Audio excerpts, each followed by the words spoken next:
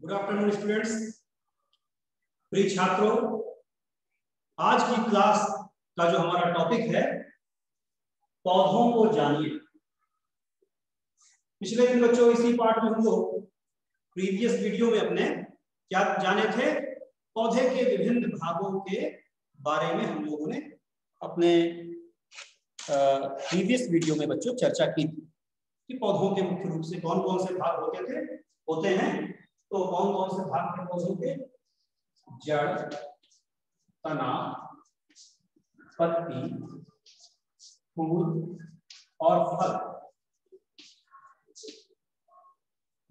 तो बच्चों पिछली क्लास में हम लोगों ने पौधे के विभिन्न भागों के नाम जाना था, साथ में जड़ के बारे में विस्तार से जानकारी प्राप्त की थी कि जड़ें कितने प्रकार की होती हैं और जड़ों के कौन कौन से काम। साथ में हम लोगों ने पौधों के वर्गीकरण के बारे में भी चर्चा की थी कि आयु के आधार पर, वास स्थान के आधार पर और साथ में उनके आवास और वास स्थान और आयु, है ना, उनके आधार पर पौधों को कितने भागों में बांटा गया है की चर्चा हम लोगों ने पिछले वीडियो में करनी थी। जड़ के बारे में विस्तार से जानकारी आप लोग पिछले वीडियो में प्राप्त कर चुके हैं बच्चों। आज हम लोग तना और पत्ती के बारे में जानकारी प्राप्त करेंगे। तना, तो पत्ती का जो पौधे का जो महत्वपूर्ण भाग बच्चों दूसरा है वह है तना। तने का क्या काम है बच्चों? जड़ों के द्वारा अवशोषित जल और पोषक पदार्थों को तना पौधे के अन्य भागों में पहुंचाता है। जड़ों के द्वारा जो भी पोषक पदार्थ और जल तने को प्राप्त होते हैं वह कहाँ पहुंचाता है? पत्तियों तक पहुंचाता है। इसके लिए उसमें वाहिकाएं पाई जाती हैं। एक ऐसा समझ लें, पतली पतली पाइप के नुमा संरचनाएं पाई जाती हैं जिनसे होकर पानी और पोषक पदार्थ पौधे के विभिन्न भागों में भेजे जाते हैं। इसके अलावा तने का बच्चों क्या काम है? बहुत से बच्चों पौधों का तना पौधे के लिए भोजन भी बनाता है। कुछ पौधों में यदि पत्तियां नहीं हैं या फिर पतझड़ के मौसम में पत्तियां गिर गई हैं तो भोजन बनाने का जो काम है वो तना ही बच्चों का। साथ ही तना पौधे को सीधा खड़ा रखता है। इसके अलावा तने में बच्चों आप लोग कांटे भी देखे होंगे। कई पौधों के तने में खूब कांटे पाए जाते हैं, चाहे हम गुलाब के पौधे के तने की बात करें या फिर बेर के पौधे के तने की बात करें तो बेर में भी बहुत सारे कांटे होते हैं। इनका काम क्या है बच्चों? पौधों की सुरक्षा करना। पौधों की ये कांटे रक्षा करते हैं। इस तरह से बच्चों तने के ये महत्वपूर्ण कार्य हैं। एक तो तना पौधे को सीधा खड़ा रखता है, दूसरा जड़ों के द्वारा अवशोषित जल को और पोषक पदार्थों को पौधे के अन्य भागों में भेजता है। बहुत से पौधों का तना बच्चों खाने के काम में भी आता है। जैसे मान लीजिए आलू। बच्चों आलू मिट्टी के अंदर, जमीन के अंदर जरूर रहता है लेकिन ये जड़ नहीं है, ये क्या है? तना। तना क्यों है? क्योंकि बच्चों इसमें पर्व और पर्व संधियां पाई जाती हैं। पर्व का मतलब है, पर्व संधियां का मतलब है जोड़। जैसे आप लोग गन्ने को देखे हैं, गन्ने का तना यदि बनाए, किस प्रकार का गन्ना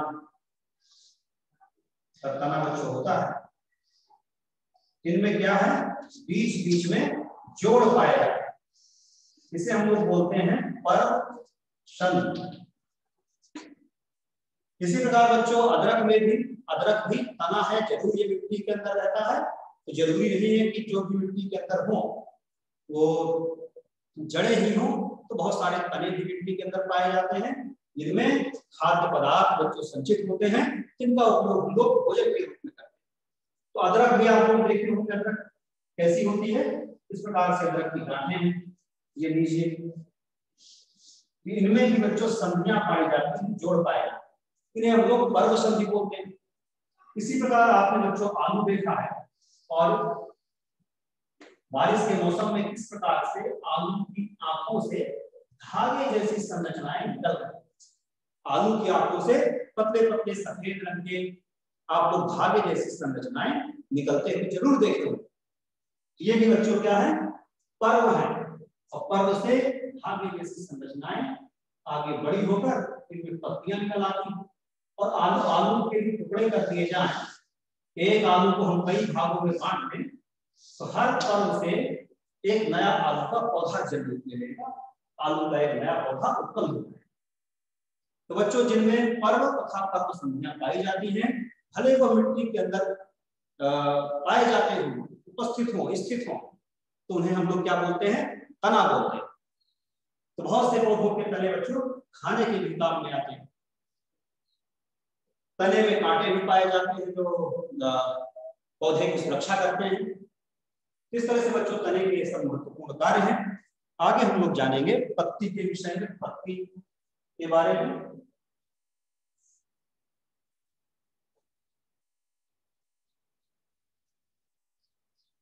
पत्ती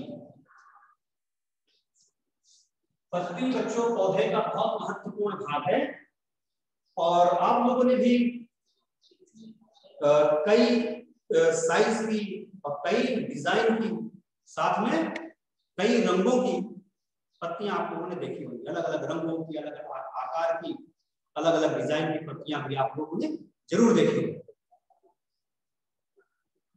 बच्चों, पत्तियों के जो मुख्य भाग है, पत्ती के मुख्य जो भाग है वो 3 भाग।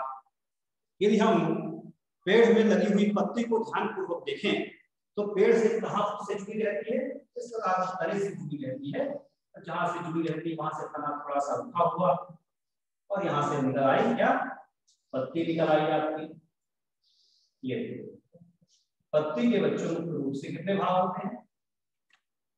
3 भाग होते हैं। देखिए मैं एक पत्ती बना दिया हूं, देख पा रहे हो। एक तो भाग क्या है? जहां से पत्ती तने से बच्चों जुड़ी हुई, इस भाग को हम लोग बोलते हैं पर्णाधार, पर्ण का आधार। दूसरा भाग भी आप लोग को आगे दिखाई दे रहा है। ये पत्ती का डंठल आपको दिखाई दे रहा है, इसे हम लोग बोलेंगे पर्णवृंत।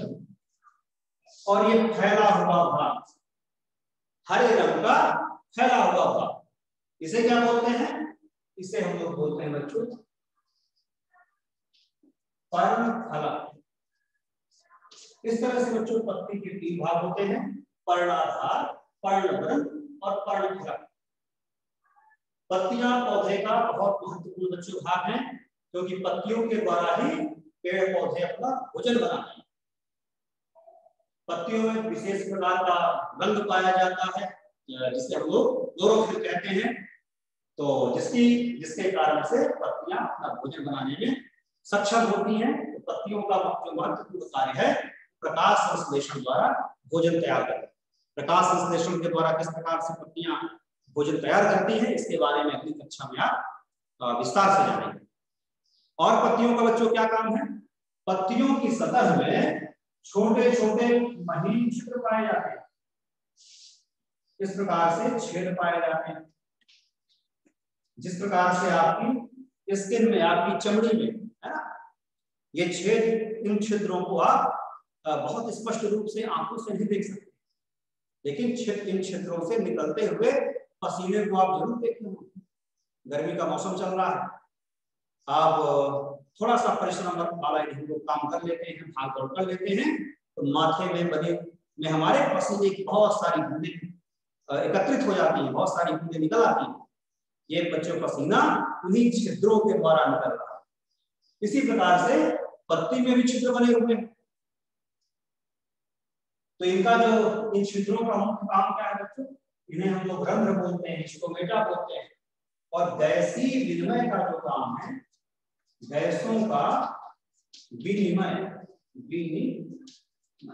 इन्हीं छिद्रों के द्वारा गैसों का विनिमय होता है, गैसों का आदान प्रदान होता है। प्रकाश संश्लेषण की क्रिया के दौरान जो भी ऑक्सीजन गैस बनती है, जो भी ऑक्सीजन बाहर निकलती है, तो वह इन्हीं छिद्रों के द्वारा बाहर निकलती है। और प्रकाश संश्लेषण के लिए आवश्यक कार्बन डाइऑक्साइड इन्हीं छिद्रों के द्वारा पेड़ पौधे ग्रहण करते हैं। तो बच्चों, पेड़ पौधे भी सजीव हैं और इनके हमारे जैसे अन्य जानवरों की तरह, जीव जंतुओं की तरह इनके सांस लेने के लिए कोई विशेष अंग नहीं है। इनके नाक नहीं जैसे हमारे कि गैस की आदान प्रदान नाक के द्वारा, तो ऐसा कोई अंग नहीं है। इनमें बच्चों पौधों में गैसों का आदान प्रदान इन्हीं छिद्रों के द्वारा, जिन्हें हम लोग स्टोमेटा या रंध्र कहते हैं। और क्या इन छिद्रों के द्वारा होता है? एक काम और होता है, वो होता है वाष्पोत्सर्जन के आकार। पेड़ पौधों की जो पत्तियां हैं अपने शरीर का अतिरिक्त जल क्या है वाष्पित कर देती हैं। सूर्य की गर्मी से इन पत्तियों में उपस्थित जो जल है वो गर्म होगा और भाप बनकर हो जाएगा। तो दूसरा जो काम है वो वह है वाष्पोत्सर्जन का काम। तो पत्ती का जो पहला काम क्या है? गैसीय विनिमय, गैसीय विनिमय। दूसरा काम वाष्पोत्सर्जन। और क्या काम है बच्चों? पत्तियां अपने अंदर खाद्य पदार्थ का संग्रहण करके रखती हैं, कार्बोहाइड्रेट को एकत्रित करके रखती हैं। तो पत्तियां हमारे भोजन के लिए भी उपयोगी है, भोजन के काम में आती है। तो यह क्या करती हैं? भोजन के रूप में उपयोगी, भोजन के रूप में।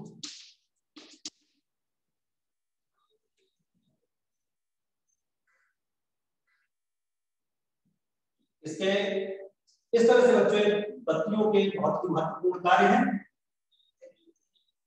बच्चों यदि हम पत्ती को ध्यान पर पूर्वक देखें तो पत्तियां भी दो प्रकार की हैं।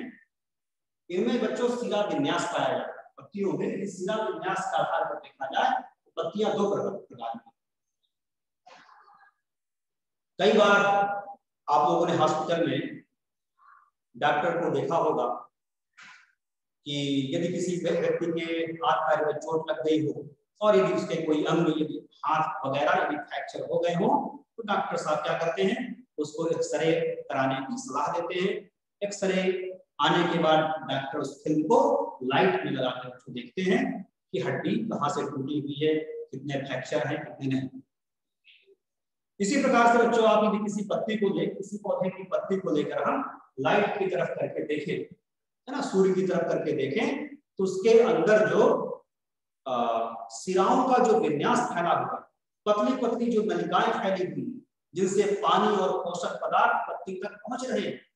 क्योंकि बच्चों पत्ती का जो मुख्य काम है भोजन बनाना, तो भोजन बनाने के लिए कच्चा सामान भी चाहिए, है ना। आपकी माँ को भोजन आपके लिए तैयार करना है, कुछ भी बनाना है, रोटी बनानी है, सब्जी बनानी है, तो सब्जी तैयार करनी है तो सब्जी के लिए कच्चा मटेरियल चाहिए, आलू चाहिए, प्याज चाहिए, मसाले चाहिए और नमक चाहिए। इसी प्रकार से पत्तियों को भी बच्चों भोजन तैयार करने के लिए कुछ कच्चे पदार्थों की जरूरत है। कौन से कच्चे पदार्थ हैं? एक तो जल हो गया आपका, कार्बन डाइऑक्साइड हो गई, क्लोरोफिल हो गया, सूर्य का प्रकाश हो गया। इस तरह की चीजों का उपयोग करके पत्तियां भोजन तैयार करती हैं।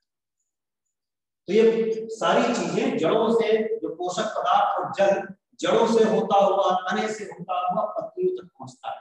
अब पत्ती के सारी कोशिकाओं में ये जो चीजें हैं किसके माध्यम से पहुंचती हैं? पतली पतली वाहिकाओं के माध्यम से, पतली पतली सिराओं के माध्यम से। तो बच्चों पत्तियों में दो प्रकार का सिरा विन्यास मुख्य रूप से देखा जाता है, जिसे हम लोग बोलेंगे एक को जानवत सिरा विन्यास और दूसरे को समांतर सिरा विन्यास। पत्तियों में तो कैसे सिरा विन्यास होता है? यदि चलिए एक पत्ती में बना रहा हूं, ये बड़े आकार की बना दी, इससे आपको ब्लैक बोर्ड पे देखने में आसानी रहे।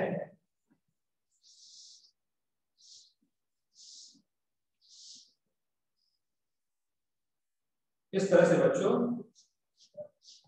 पतली पतली वाहनियों का जाल पत्ती में फैला और इससे और पतली पतली शाखाएं निकलती हैं। इस प्रकार से ये यदि आप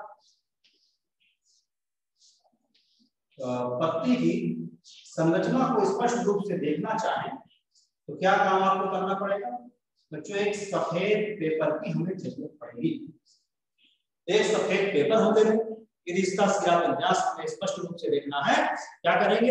एक सफेद पेपर ले लेंगे और उस सफेद पेपर के नीचे क्या रख देंगे, पत्ती रख देंगे और अच्छे से सफेद पेपर को पकड़ के रखेंगे जिससे वो खिसकने नहीं पाए।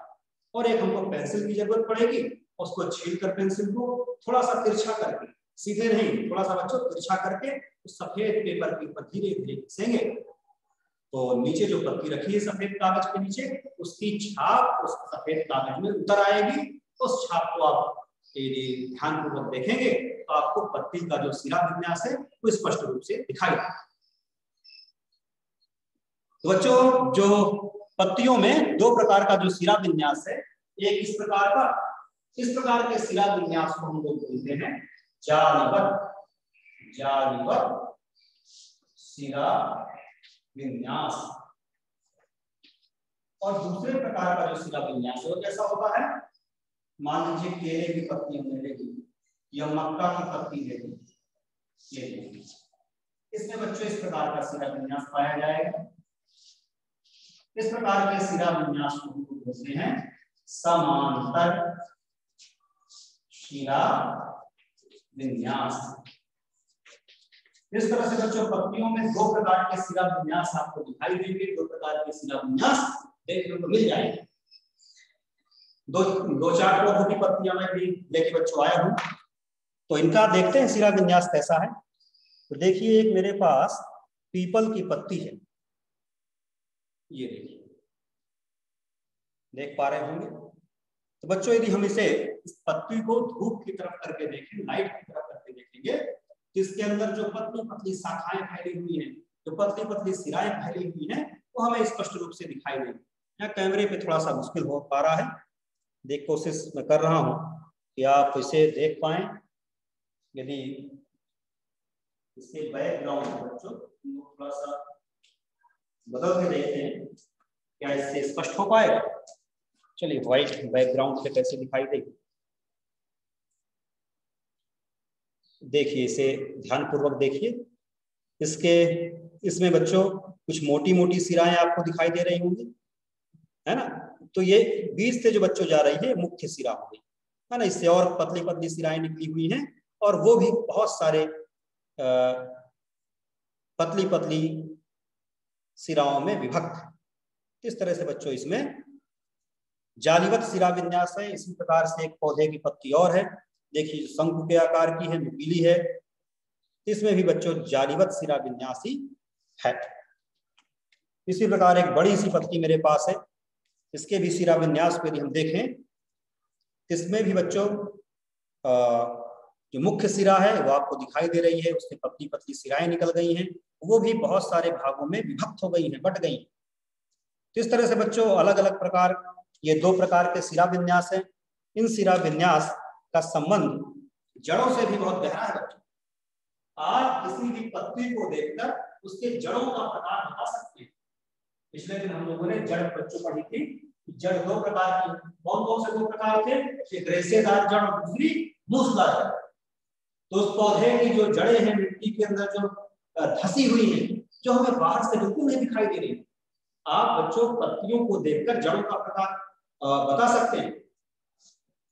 बच्चों जिन पत्तियों में जालीवत सिरा विन्यास पाया जाएगा उनकी जड़ें मूसला होंगी, और जिन पत्तियों का सिरा विन्यास समांतर होगा उन पत्तियों की, उन पौधों की जो जड़ें हैं तो कैसी होगी, रेशेदार।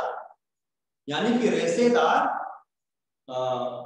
जिन पौधों की जड़ें रेशेदार होती हैं उनकी पत्तियों का सिरा विन्यास कैसा होता है, समांतर। और जिन पौधों की पत्तियां जालीवत होती हैं उनका वो पौधे मूसला जड़ वाले पौधे।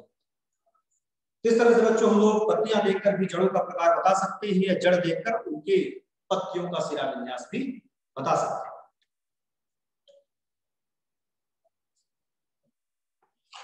आगे बच्चों बढ़ते हैं।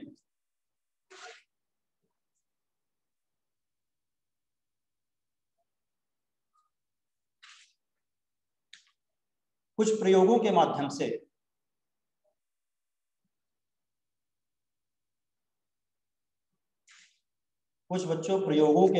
क्या स्पष्ट किया गया है, पत्तियों के कार्यों को बताया गया है।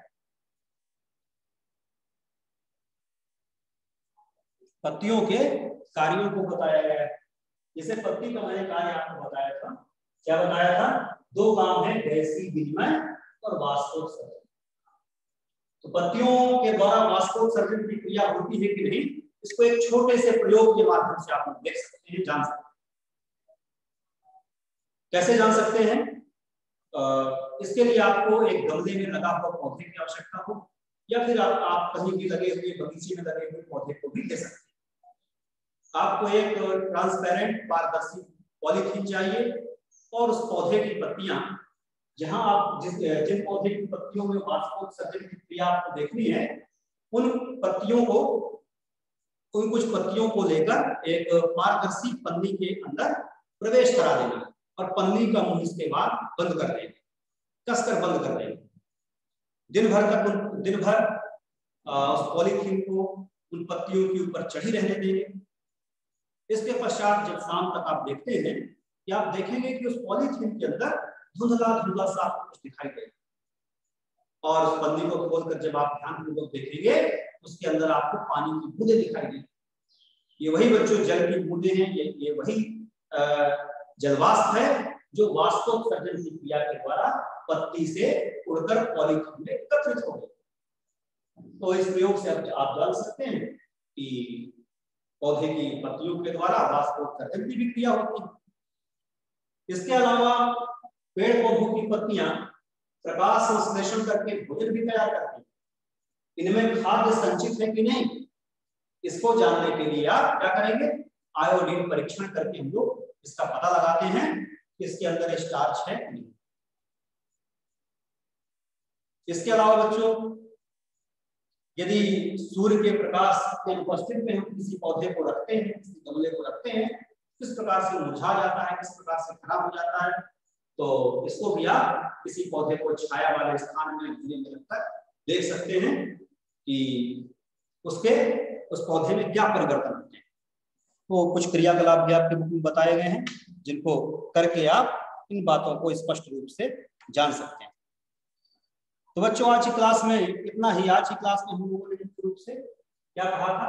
तने के बारे में कि तने का क्या काम है। हम लोगों ने जाना तने का जो मुख्य काम है जड़ों द्वारा अवशोषित पोषकों को और जल को पौधे के विभिन्न भागों तक पहुंचाना है, पौधे को जमीन में स्थिर रखना है, सीधा खड़ा रखना है। साथ ही बहुत सारे पौधों में तना कई बार भोजन बनाने का भी काम करता है, कई बार भोजन के रूप में खाया भी जाता है। इस तरह से बच्चों तने के मुख्य काम है। और दूसरी जो जानकारी हमने प्राप्त की पत्ती के बारे में, पत्ती के कौन कौन से मुख्य भाग हैं, पत्ती के क्या क्या काम है, और पत्तियों में किस प्रकार से सिरा विन्यास पाया जाता है, और सिरा विन्यास के आधार पर उन जड़ों की पहचान कैसे कर सकते हैं। इन सब बातों की चर्चा आज की क्लास में लोगों ने की। और पौधे के बच्चे 2 भाग और बचे हुए हैं, इनको अब आज की क्लास में रहने देते हैं।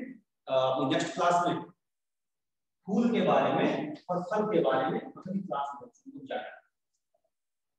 तो बच्चे कुछ होमवर्क कर लेंगे, जैसे पत्ती का चित्र बना लेंगे अपनी बुक से देखकर या अन्य किसी माध्यम से देखकर, अन्य किन्हीं स्रोतों से देखकर पत्ती का नामांकित चित्र बना लेंगे।